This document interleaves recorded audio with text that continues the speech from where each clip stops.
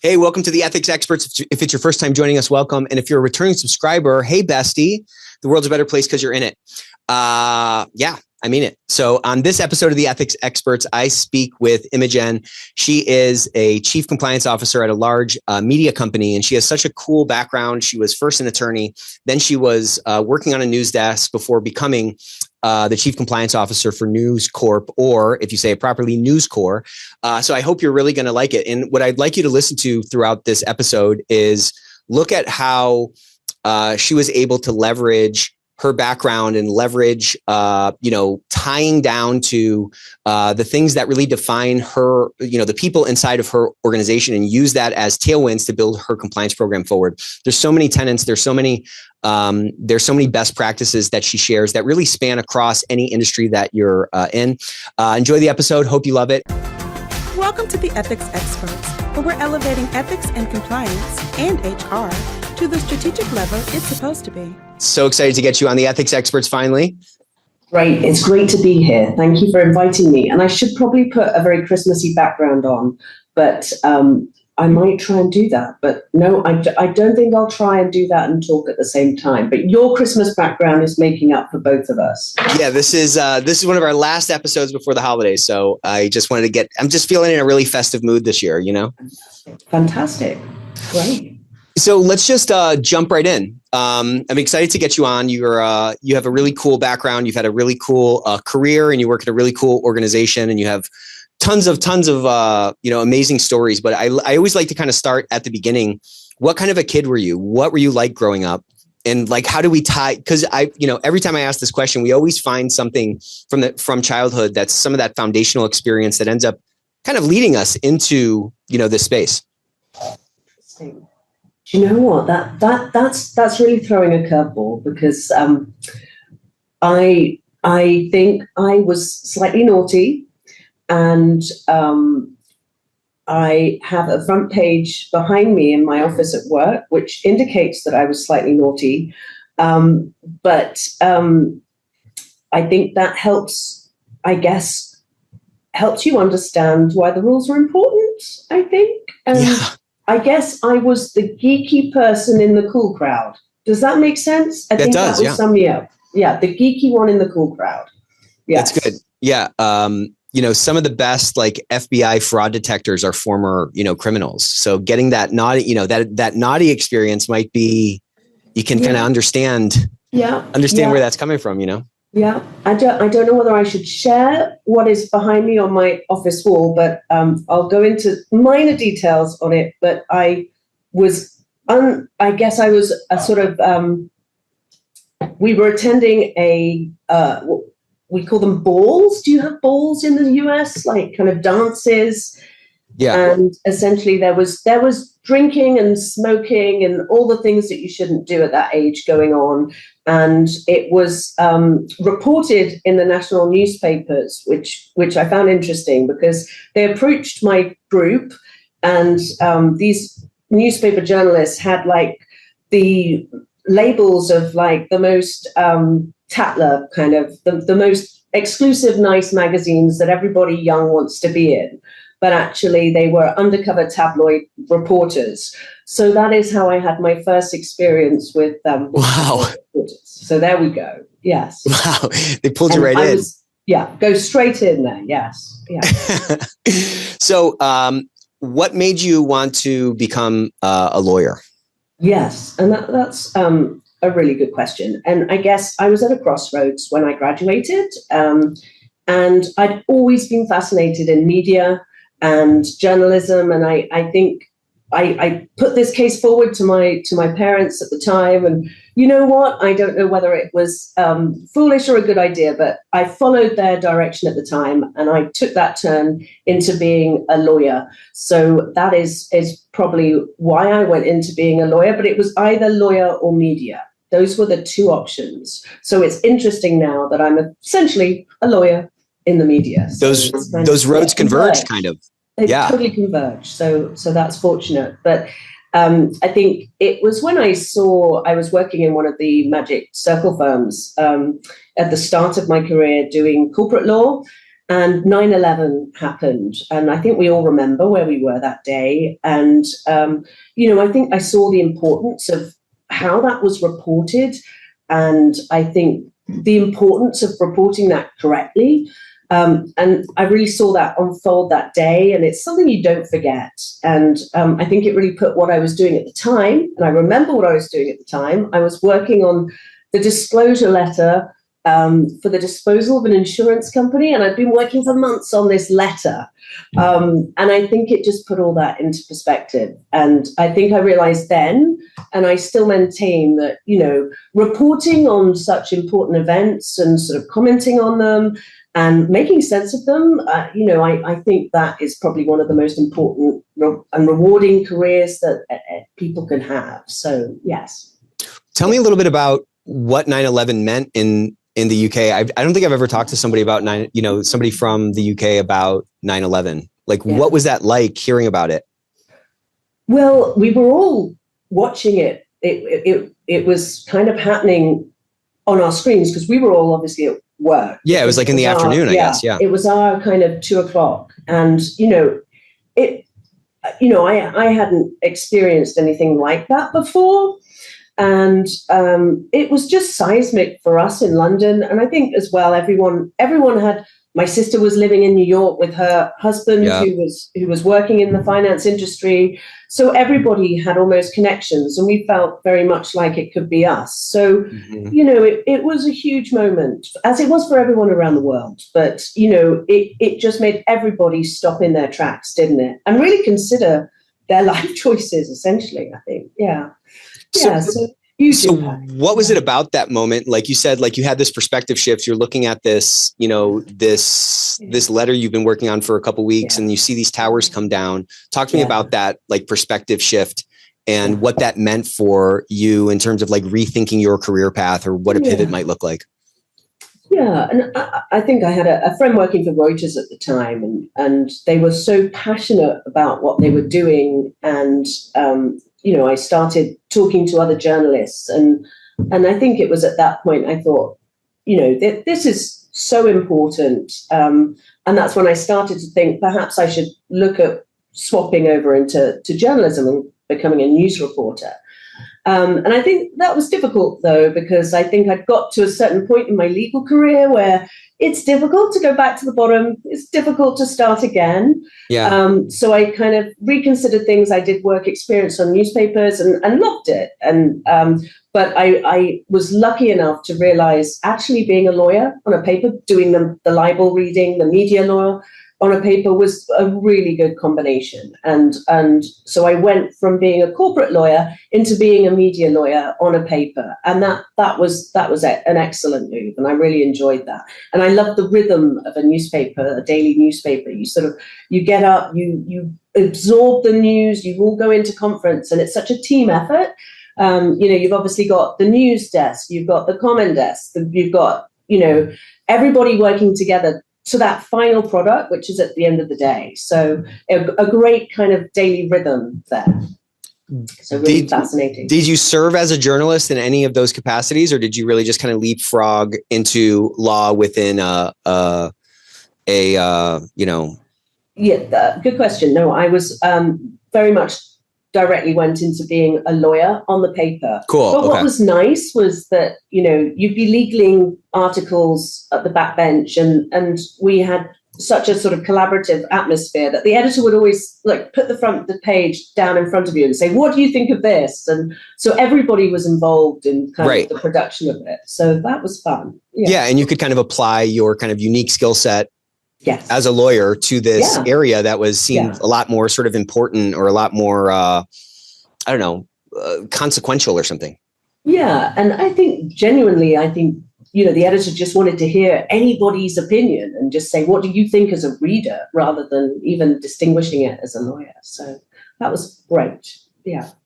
So, it's kind of a sexy role in a way. At least relative to, what was that letter for? It was a disclosure for the disclosure letter. Yeah. And it's tough when you start out as a junior lawyer in one of the big circle firms, because, it's difficult to see what you're doing and the bigger picture. And it gave you great training. I mean, it was a really good sort of base training. But, you know, working on a paper, you're just, as I said, in the thick of it all the time, literally. So very different environment, and one that suited me more. But I was asked after quite a short time of being the lawyer to become the managing editor on the paper.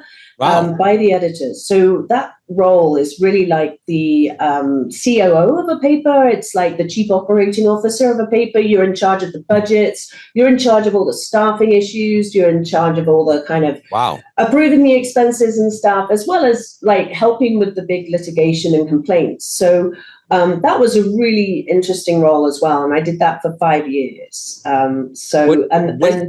Yeah, sorry. What do you think they saw in you? I mean, are most of the people in that positions lawyers? That's a really good question, actually. Most people who are managing editors, there are two things at the time that was sort of rare about me. Was mostly the others were men. And then secondly, most of them had been journalists. That's right. I was the only lawyer had gone into that position. So yeah, it was an interesting decision by the editor, but I did enjoy it. And I think it's the point that in your career, opportunities come up, and you know, if you feel a little scared about it, you just got to sometimes jump. And I think, you know, I didn't set out to be a compliance officer, but it was a series of opportunities that led me here that I think it works out in the end, if that makes sense. Yeah, it does make sense. You know, it's kind of an interesting thing. It's like, oh man, I really want to join the army. And then not only do you join the army, but you're like on the front lines, you're like in the battle. And then you kind of elevate to this position of like general of these troops. You know, you're like running, staffing, budgets, all that kind of stuff. And you have this sort of lawyer brain to be able to kind of see a different sort of facet of whatever the problem is, or you have a different like lens to look at whatever problem you're looking at. You stayed in that for 5 years. Yes. How did you, I mean, you must have liked it. You must have been pretty successful in it. Yeah, no, I really liked it. I enjoyed it. But after the 5 years, I went back to being a lawyer, and I requested that I go back to being a lawyer because I missed the law, quite frankly. And I missed in that job as managing editor, I didn't know where I was going to be going. So that was a really good step to go back into the law. And then I was so lucky that the opportunity came up that News UK, and it was News International at the time, were looking for their first kind of permanent chief compliance officer. And it was the first time they'd appointed anyone in this role. And it was really a mix of, you know, legal governance management. So I was in a really good position, having done all that at the previous newspaper I'd been working at, The Independent, to step into that role during that time. And it was around sort of March 2011, during the time when it was the sort of the hacking issues were going on in the UK with the newspapers. And the Leveson inquiry. So yeah, the Leveson inquiry had been announced. So yes, and I started in the role at News International, as it was then, in March 2012, which is obviously, it's a while ago now, isn't it? March 2012. So it's a blink of an eye. Yeah, blink of an eye. And it's like, yeah, it's 13 years. That's quite a long time. That's crazy, yeah. But I mean, what a unique position you kind of put yourself in from an experience perspective. You mean you were kind of a little bit of a unicorn to take that role. Like there probably weren't many other people going for that role who had served as managing editor of an actual paper. You know what I'm saying? Yeah. And I think when you think about compliance, and this is what I really love about it, it is a kind of amalgam, isn't it, of skills. You've got to look at data. You've got to analyze. You've got to have some idea of numbers. You've got to also have some idea of the wider picture. It's not just limited to law. You've got your ethics, you've got your communications, which is a massive part of it. So it's lots of different skills. So I think I've probably been the jack of all trades, and it kind of suited me a little bit more. Yeah. Did you find that you had a different level of, I mean, you can't compare to an experience you didn't have, but I'd love to hear a little bit about like the credibility you felt you had in that role. I would just imagine that you being, an editor or managing editor of a paper, you're not just some kind of, pencil neck or something. You know what I'm saying? Like you're somebody who kind of knows, you kind of know the game. It probably brought a lot of credibility with you. Totally. And I think that's right. And I think, I could talk the lingo. I knew the realities, journalistic expressions that they use. And I've been in a newspaper environment for 10 years. And essentially this was coming in and looking at like the processes and the controls around how editorial decisions had to be made to make sure that they complied with the law essentially at that stage. And with a particular focus on, it was the Bribery Act and the sort of issue of making payments for information and making sure that those payments were done in the sort of the safest way. Okay, so that intersected with the paper because you have these journalists who are trying to they're kind of brokers of information. They're trying to get this information, and there's maybe this, I don't really know much about journalism other than I kind of like hold them in high esteem. And I think it's like such a cool kind of path that maybe in another life or another timeline I took. So there were kind of probably temptations or pressures or whatever for people to kind of engage in maybe nefarious ways to get that information, which is like a risk that you had to manage.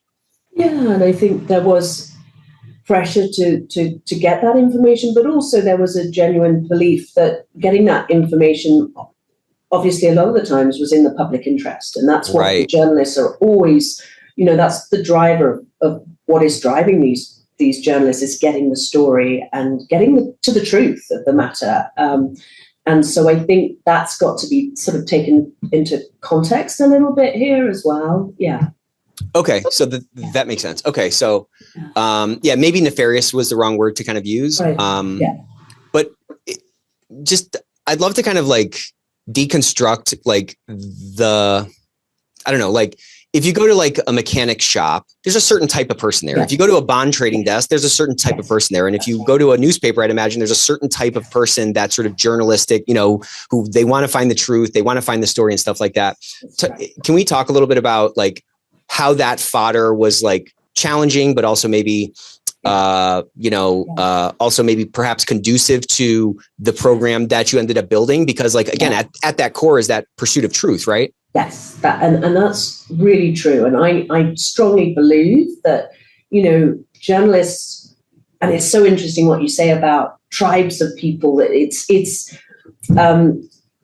they are motivated, I think, by getting to the story, getting to the truth. And that aligns a lot with what you're trying to do in compliance. Totally. It aligns with transparency. It aligns with what we're trying to do and trying to hold people accountable. So I think that worked really well. And when you go back to sort of what the goal is of any compliance person, whether you're working for, widgets or whether you're working for electrical parts or air conditioning firms, at the end of the day, we are all trying to prevent, detect, and remediate misconduct. And that is generally what a compliance program is trying to do. And I think, the difference is when you're working in a media company, that's their role as well, is essentially they're doing that. They are reporting on issues to, again, do all of those things in the wider world. So I think we are aligned in that way. And in a way, it makes you, as in a compliance department, have your standards a little bit higher because, you're communicating to people and they are communicators. So you've really got to make sure your message is absolutely sort of really honed in onto what will motivate them. So, yeah. Yeah, there is I would imagine, and again, I don't really know a lot about this, but I would imagine that there's sort of some similarities with like an industry like healthcare, because healthcare has this sort of noble cause, right? Like people, no one's trying to decide between being like a hedge fund trader and a nurse. Like those are very different type of people, and like people that end up self-selecting largely, and surgeons are excluded, of course, just kidding. They want to leave the world a better place. They want to, they want to care for other people. And so like, there's this sort of common through line or this wiring within those people, just on average, maybe to a higher degree, that compliance can sort of pluck those strings or resonate with those people a little bit easier than, an air conditioning company, for example. Yes. And I would imagine that similarity is maybe in some different sort of shades or some different flavors. That potential is probably there, kind of to what you were saying, in a news organization or a media company. Definitely. I think that's right. Yeah. So I am curious though, the big thing, not the big thing, a big thing is like, speak up programs. There's all this risk intelligence in an organization. Like you said, compliance is there to, prevent, detect, and remediate wrongdoing in the organization. Often the best source or the quickest source for that risk intelligence is the human beings, pardon me, the stakeholders within the organization. I would imagine that there was, like on the one hand, if everyone's a reporter and everyone's looking for the truth, well, then I would imagine your speak up rates were probably like through the roof. But then on the other hand, I'd imagine that there's also kind of a tribalism there, and there's also kind of this human element there. And there's also the self-preservation there of those human beings in a media company that were probably headwinds to this, achievement of the potential, level of risk intelligence disclosure that might exist in an organization. Did you feel any of that sort of that friction, or did you see some of that friction take place, or was it really kind of what I would expect in that sort of first bucket, where people were really kind of more prone in this kind of an environment to say, hey, there's some wrongdoing over here, or hey, I have a question about this or something? Do you see what I'm kind of getting at? Yeah, I do. And it is interesting because you never know with speak up statistics whether, it's, all the factors that can go into whether the numbers are rising and what is causing people to genuinely speak up. But I think, we have a culture that is really promoted from the top down of, journalists love raising questions. So it's a very kind of, and, the contest of ideas is something that our CEO constantly talks about. And, we totally believe in a freedom of speech and speaking up. So I don't think there's any reticence at News Corp to speak up, but people tend to do it less on the kind of remote alert line. They rather would speak with people and individuals, because I don't think they're shy about doing so. So they do it and they're not fearful to do so. But it's really interesting because we did kind of put together a short film. It was really like a kind of, we call it a sizzle for our standards of business conduct training. And this was probably the most fun I've had in my job for a long time. You start from the beginning, and we really thought, okay, what is it that people are proud of at News Corp for working there? And we thought of 5 statements. So the first one, we stand for fairness and respect. Secondly, we inform the world. Thirdly, we hold the powerful to account. Fourthly, we're all curious, and we are all curious. And then lastly, we stand for free inquiry, free speech, and free expression. And really, that sums up, I think, what we're proud of for working at News Corp. And we turned those 5 statements into compliance instructions. So you flip them. Cool. And then you were able to say, be inclusive and respectful, be informed, be accountable, ask questions, and speak up. And in a way, that's your compliance instructions, aren't they? It's kind of simple, but so that point of like the media company aligning with the compliance program, that really came together when we made that film, and we had a really good reception for that. I bet. Short sizzle. I think we knew that we'd done good when even departments outside of compliance were asking if they could use it for like News Corp marketing. So we were really pleased with how that turned out. And it was fun to do. It was creative. So, yeah. It's such like fertile ground, I'd imagine, for a compliance program to grow. And you're not you probably don't feel like some other industries, like you're, swimming upstream. I mean, to your point, just being able to flip those sort of defining characteristics that probably every single person could check next to those 5 statements, be like, absolutely hold, power to account, absolutely be curious, ask questions, all those things, to be able to say like, well, look, on the other side of that, this is your kind of compliance mandate. It's not like you had to massage those that much, to your point. Not at all. Not at all. And it was going back to what do we feel really proud for? And we've got to remember as well that News Corp is not only journalists, we've got HarperCollins, we've got Realtor, we've got in Australia, Sky News Broadcasting. So it's a whole kind of big pot of information and media companies. So, yeah. So I want to dive deep into that, but I want to kind of go back to that first compliance role that you had. Was there an existing compliance program that you were stepping into, or were you really there to kind of implement? Yeah, it was really to enhance the program. And I think that was my role. And there were few of us who were brought in at the same time to really enhance the compliance program over News Corp overall. And that was the period 2012 to 2015, where it was quite intense. I think News International, now News UK, had come out of the issues, the News UK newspaper matters.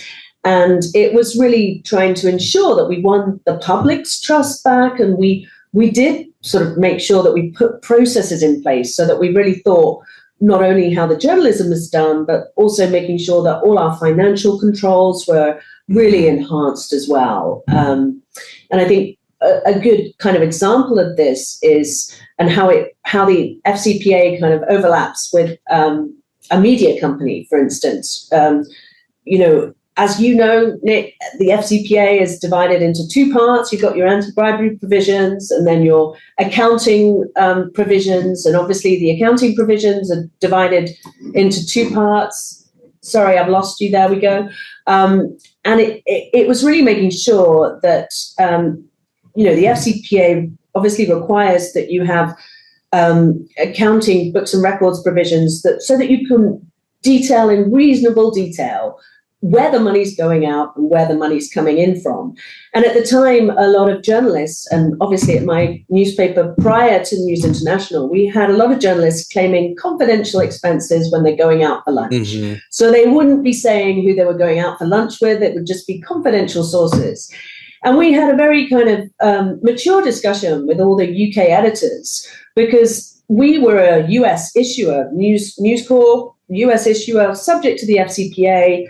We have this provision here where we have to make sure that we have a detailed record of where the money is going out. So we made sure that we changed those kind of processes around entertaining confidential sources so that would only happen in exceptional circumstances, because really, ultimately, you should be able to put on a piece of paper who you're going out for lunch with, unless it's really exceptional cases. And then you've got to consider, well, why do you need to, if that person wants to tell you something that should go in the newspapers, you don't need to spend a dinner or lunch on them. They can meet you and tell you. Yeah. So that was a change. And I think that's a really good example of where the FCPA kind of hits the media world. So, yeah. Yeah. So how did you navigate that? Like, I'm sure there was some selling involved, right? Because I would just imagine, I mean, human beings are lazy, right? Like, we take the path of least resistance. I would imagine that was probably the de facto, reason on every receipt. Yeah, confidential. I'm having a confidential lunch. Yeah, of course. And I'd had to deal with it previously, and at my old, the Independent, I'd had to deal with. And from a financial control perspective, you've got all these journalists, and from an expense control perspective, you're like, really, do we need to go out that much? So you have to handle it as you handle anything in life, with sort of taking all the arguments from each side, and it's a balancing exercise of where is the risk here, though, and just listening to people. And obviously the editors were sensitive to this. This would affect journalism in that, would people be prepared if they weren't meeting over lunch to share information as much?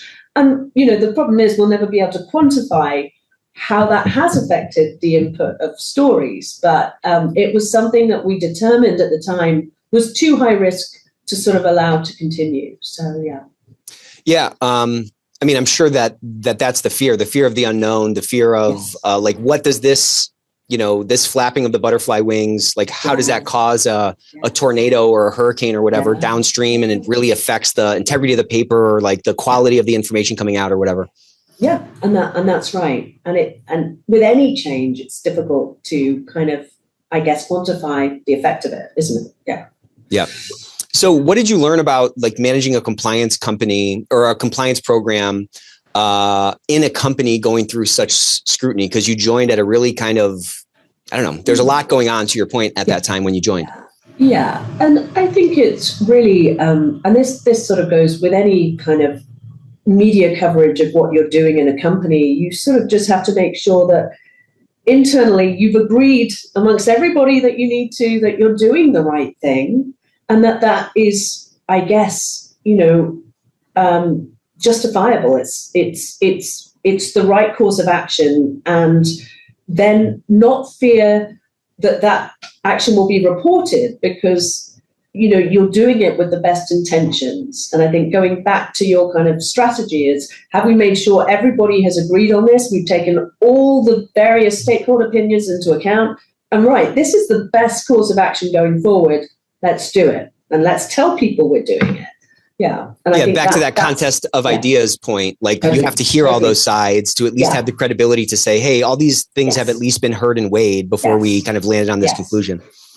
Yeah. And I think, when you're reporting on news, it is a difficult thing to always get right. And sometimes when you're rushing to report a story, mistakes get made, but you have to take a balancing approach, don't you? That you're doing it with the best intentions and doing it in the best way you possibly can. Yeah, at least trying to do the right thing. Yeah, exactly. That's what we've really gone back to, I think, ever since we've kind of made the changes that we have, is really making sure that we make decisions collaboratively, that they're made by senior people and that we're all agreed on them, and that they're in the clear public interest, and that we have put procedures in place so that people know what they can and they can't do. And people are clear about that. And that, for me, is the most important part of compliance, is just making sure that people know what they can and can't do. So communicating that and that prevention, when I say prevent, detect, remediate, it's all about the prevention for me. This is such an interesting conversation because, your experience is so unique. The pool that you swim in is so unique, and yet the tenets or the axioms are really kind of, they transcend industry. Like everything you're talking about, all these best practices you've kind of accumulated or that you're sharing, they apply regardless of the industry, in terms of like the number one thing is to make sure people know. The number one thing is to kind of, there's always going to be new change management. So how do you do that successfully? Well, you have to get those other opinions, and you have to come with some kind of a credibility and take into account the business that you are, managing, so to speak, through that compliance program. So you're not like, putting a yoke on someone's neck that they don't want to carry, That's right. And explain yourself and justify why you're taking the action that you're taking. And you've always got to have a good argument, and it's got to be explainable to everyone. Yeah. Clearly and shortly. So you've been there, over a decade. How the company has changed a ton over the last 10 years. Talk a little bit about how your scope of responsibility may be changed over time, and how some of the changes to the business itself through the acquisitions and all that kind of stuff has caused you to kind of learn some new things, or, in that ever expanding scope. Yeah. And that's a really good question. And we constantly kind of look above the parapet and sort of say, what is compliance? Where's our strategy? What are our main risks? And, we started off in 2012. I started off, and my boss, who's the News Corp General Counsel, started very similar time, 2013, 14. And for us then, it was really the kind of the FCPA bribery was the main focus of our compliance program. And through the years, it's kind of shifted. And recently, I'll explain the shift. You start with bribery, and then you add on, I guess, sanctions became a big focus for everybody, didn't it? And then the Me Too sort of anti-harassment became a big sort of issue. It was 2018 that really turned, and that became part of our kind of wheelhouse. And then recently, the biggest thing for us actually, and our number one concern at the moment, is antitrust actually, which obviously for the Biden administration, it was a huge campaign kind of mission that they were going to really enforce antitrust laws that had kind of been less enforced over the last administrations. And then Trump has really, I guess, he's sort of carried that through, actually, especially with respect to workers' rights. So where we've been looking at is really the antitrust risks with HR departments, and as well, we've been looking at hub and spoke arrangements, or the transfer of competitively sensitive information. And it doesn't matter what industry you're in. Anybody could sort of get tripped up by being the recipient of or inadvertently exchanging information when they shouldn't be. And antitrust is hard. And I'll say this, it's really, I struggle with it. I can say that out loud, because I guess bribery is very in my view, black and white. But antitrust, you have to think about the effects of actions on the market, and that could come from several kind of different angles. So I find antitrust difficult. So yes, so if I was thinking how it shifts in changing areas, and obviously we've sort of invested a lot over the years in our digital real estate companies, and Dow Jones has changed considerably since over the last sort of 10 years. It acquired Opus, which is a big company. So lots of we're more than just a newspaper or news current affairs business. We are like more of a media and information services now. My gosh, it's so interesting. My mind is just going so many different places right now. We run an investigation, case management, speak up business, right? And what we found, we put out these benchmark reports every year, and it's always interesting to see this like amalgamation of hundreds of thousands of reports across the world, across these different businesses, and look at how categories change year after year. And like I have kind of back of the envelope seen a really high correlation between like categories that are reported to the compliance program correlated with like what's in the headlines. When Me Too was out, you see a Me Too spike. When there was all that hacking going on a couple of years ago, you see all these cybersecurity reports, right? It's like we're kind of all subject to the recency effect as human beings, and like whatever's in the headlines kind of feeds right into what ends up coming out. You have this kind of unique perspective because like the headlines are kind of coming out of your organization. Yes. Yeah, that's right. Yeah, that's right. Yeah. I think that is interesting, but you're totally right that they do follow that trend. And, is it cause and effect? Is it, chicken and egg? Who knows? I don't know which way round, but yeah. Well, I do. Just kidding. But like when you get if you get like a new pair of shoes, like you get, or like a new car, like you get a red car and then you're like driving around, you're like, everyone's freaking copying me. Look at all these red cars. It's I think it's that. I think it's like you're kind of tuned into this thing that you keep hearing about on the news, or you keep reading in the headlines, and you kind of start to see it around you. Whereas maybe before that you were being reminded of it. Like it's not like the number of red cars changed. It's a thing. That is a actual thing, what you've just described, but I can't explain what I mean by it's a thing. No, it's like there's a name for it. I forget what it's called. But it's like a human effect. It's like a logical fallacy or something that we all have, Yes, completely right. That sounds good, but rather than a thing, yeah. Whatever. We're just two friends talking here. So I'd love to get your perspective on this. We just had a webinar recently on this FCPA thing, and so the fact that, what did you call it? News Corp. I almost said Corp, like a real American here. News Corp, and you're subject to the FCPA because you're giving out news here, right? I mean, is that kind of a dumbed down way to say it? So your companies are based here and all that. We're obviously an issuer in the States. An issuer, that's the word. I was going to say a thing. So at the beginning of the year, there were all of these, executive orders coming out, and an executive order came out about the FCPA, and there's been this sort of DOJ pivot on FCPA, and really up through like a lot of, most all of this year, there was a lot of, whispering, or there was a lot of like concern, at least over here in America, that like, oh, this executive order means that like compliance doesn't matter. FCPA doesn't matter. Nobody cares about it. And then there was a conference recently, like a week or two ago, maybe a couple of weeks, and they came out and they really kind of, what looked like a pause on FCPA was kind of reframed at that conference as like almost like a reloading and like a doubling down and like a new ferocity coming on FCPA. Can you talk to me a little bit about, like, from your perspective or from your team's perspective, or even just from the media perspective, how that wave, like how you've kind of looked at that wave over the last year and how you've kind of ridden it, Yeah. And there's a newspaper expression for turning around and changing, which is called reverse ferret. But I don't know whether that's a UK. Yeah, I'm going to sound smart. UK newspaper term, but and it's interesting, isn't it? It's been fascinating because obviously in February you had the pause, and then you had the reissuance of all the guidance notes, enforcement policies in May, June? And then recently this conference, I read the kind of the commentary on that, of them saying, we never meant to pause this, but I think all the noise at the end of the day, for us, it didn't change anything fundamentally, because we knew that the FCPA was still law, and it was only ever enforcement that was paused.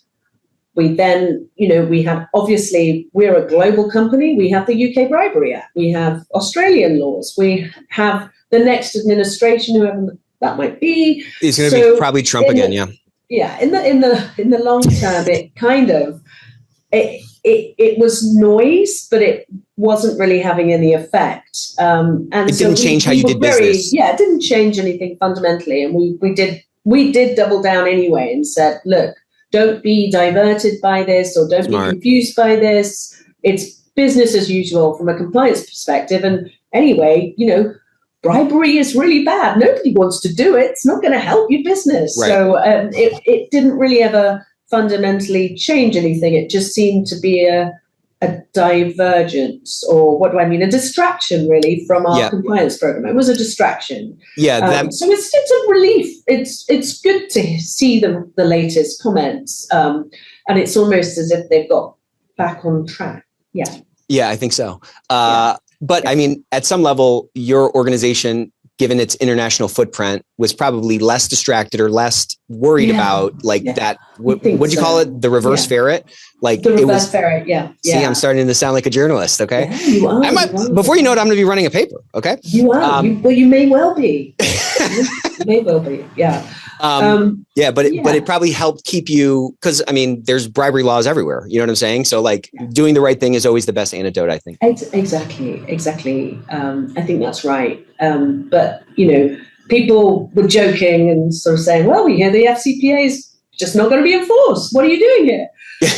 We had that, but no, I think nobody really diverted or let it change anything fundamentally. Yeah. And I wonder what other people, what have people sort of agreed with that approach, or were people genuinely worried, or I don't know. Over here? Oh yeah. So I was at Compliance Week in the spring in DC, and I thought it was like totally overblown. I thought there was a panic at the conference. I'm a little dramatic, but it just felt like such a panic. Everyone was like, oh my gosh, pearl clutching. Is compliance even going to be a thing in a year? And I was just like, there's still states can still prosecute these things. Yeah. I was like, if anything, this power, to the extent it was an actual pause, which I was really kind of skeptical of, the state still had the right to bring FCPA things forward. And at some level that almost shifts it to a higher degree. That almost raises the bar, right?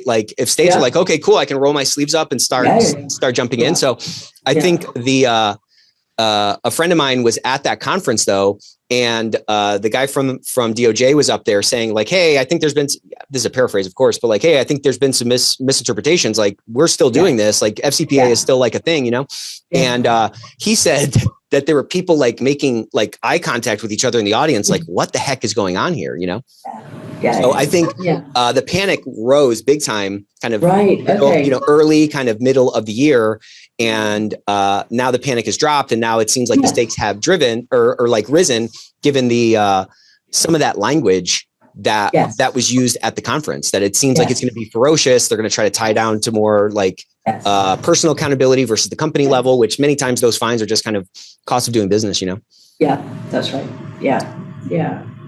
So I want to talk a little bit about storytelling because as you've probably noticed, I paint in these really broad brushstrokes, and there is a broad, high level kind of stereotype of compliance being the Office of No, the police, they're not business people. They don't get it, all those kinds of things. Right. Yeah.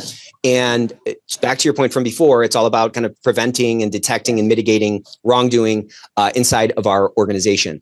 And so kind of the old way that compliance programs were built, it was really kind of these, what I call kind of paper programs. It was kind of compliance theater. It was a bunch of check the box things that didn't actually change behaviors. And we've spent a lot of time over the last couple of years, really doubling down on the fact that like, if you're in compliance, your job is to like, obviously you need to have all those policies and those like pillars, those legs on the stool. Okay. Of course you need those things, but at the end of the day, you're not going to like change the slope of the line or change your tack without actually changing human behavior in the organization. And like one of the most underused, tools for that kind of influence or persuasion to a stakeholder group that you don't know every single person, is this mechanism of storytelling.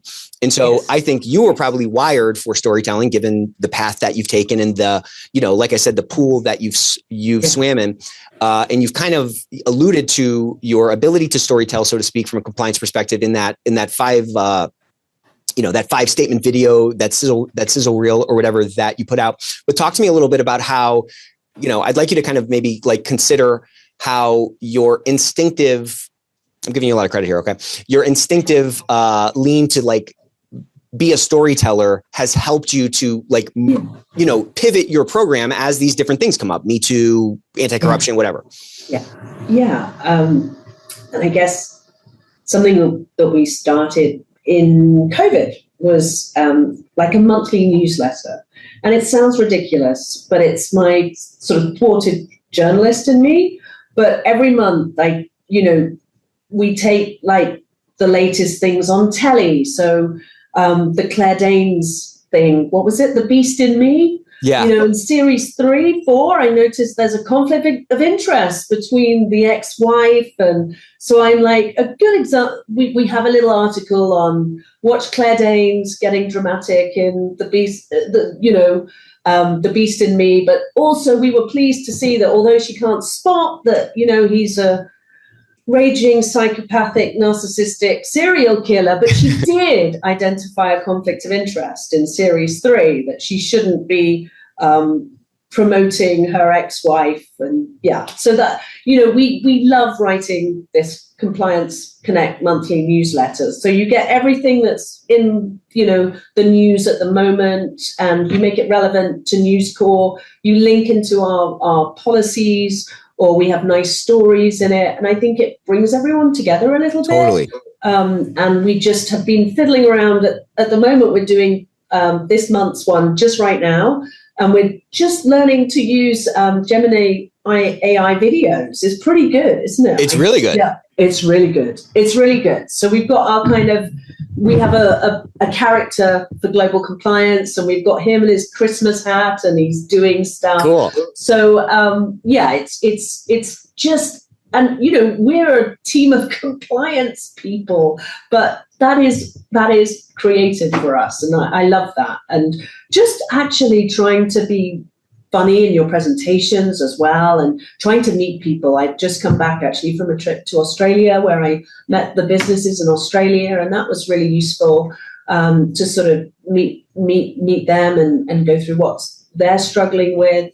But all the time, again, trying to work out how you're going to deliver the message to that particular person, because only when you deliver the message in the right way is it really going to hit home. So storytelling is, to me, everything, I think. Yeah. You should write a book about this. I'm not kidding. Because like this thing, like I'm sure you're just like a very, curiosity is such a kind of tenet of journalism. Yeah. It seems like I'm sure everyone is wired that way. I would imagine that those meetings with the business people down in, Australia, you probably kind of took a couple of extra steps than the average compliance person would take to like really kind of understand the essence of that person or the essence of like their business and those kinds of things. And all that gives you more, I don't know, insight or perspective for when you need to interact with them or when you need to intersect with them to, again, ultimately influence them.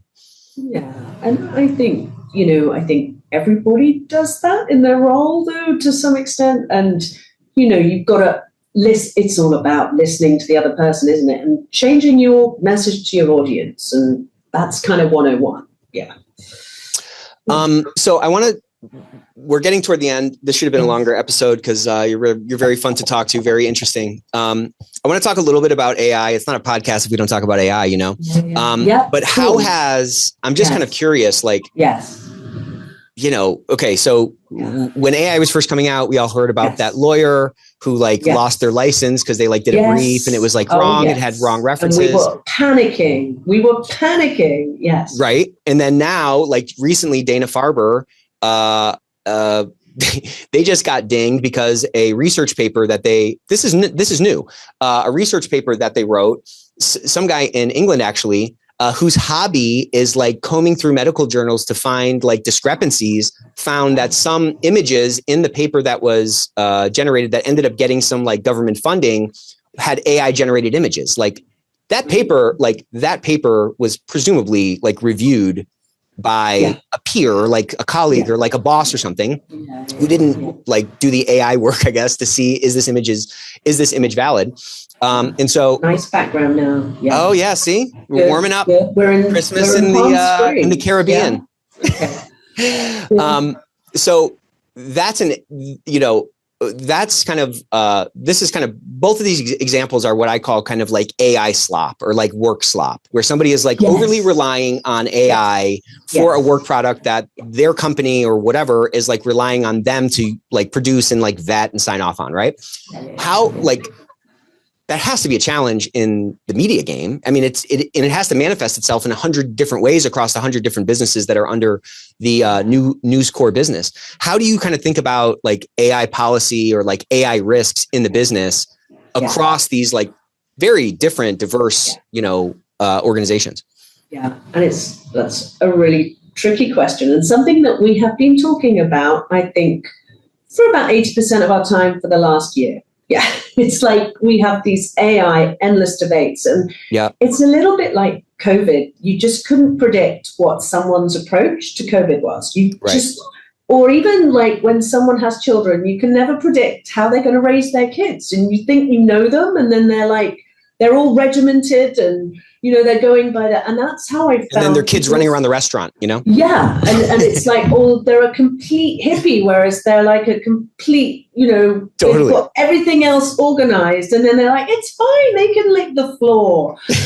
I think I'm in that camp.